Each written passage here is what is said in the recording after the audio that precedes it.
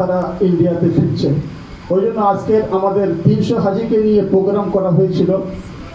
প্রচণ্ড গরমের চাপ, সেই জন্য দূর দূরান্ত থেকে বেলডাঙ্গা, মুর্শিদাবাদ, এদিকে বীরভূম, মালদা, বর্ধমান, এই সমস্ত সাথীগুলো তারা আসতে পারেনি।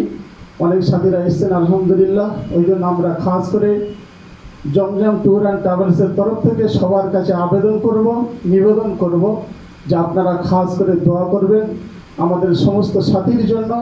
আমরা 58 জন সাথী খুব সুন্দরভাবে হজের সমস্ত আহকাম, সমস্ত কাজ পুরা করে আবার আল্লাহর মেহমান হিসেবে গিয়ে আবার সহজভাবে ফিরতে পারি, তার জন্য আপনাদের কাছে দোয়ার দরখাস্ত করলাম।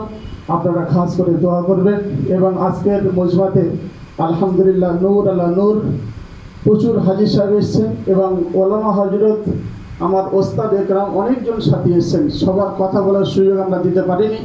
ওই জন্য আমরা কিছু ওলামাদের মুখ থেকে আমরা 5 মিনিট 10 মিনিট করে কথা শুনলাম। এখন আপনারা শুনবেন আলহাজ মুফতি হারুল্লাহ রশিদ সাহেব, আপনারা সবাই ছিলেন, ব্রহ্মপুর মসজিদের পেশ ইমাম এবং সাইকুল হাদিস আমাদের মদিনাতুল উলুম মাদ্রাসার।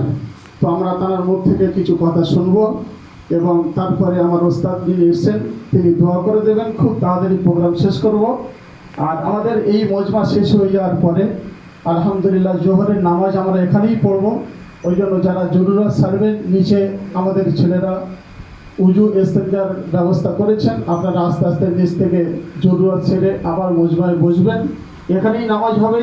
নামাজ পড়ার পরে এখানেই খানা খাবো। খানা খেয়ে তারপরে যাবো ইনশাল্লাহ। আল্লাহ সুবহানাহু ওয়া তাআলা আমাদের সকলকে কবুল করুক।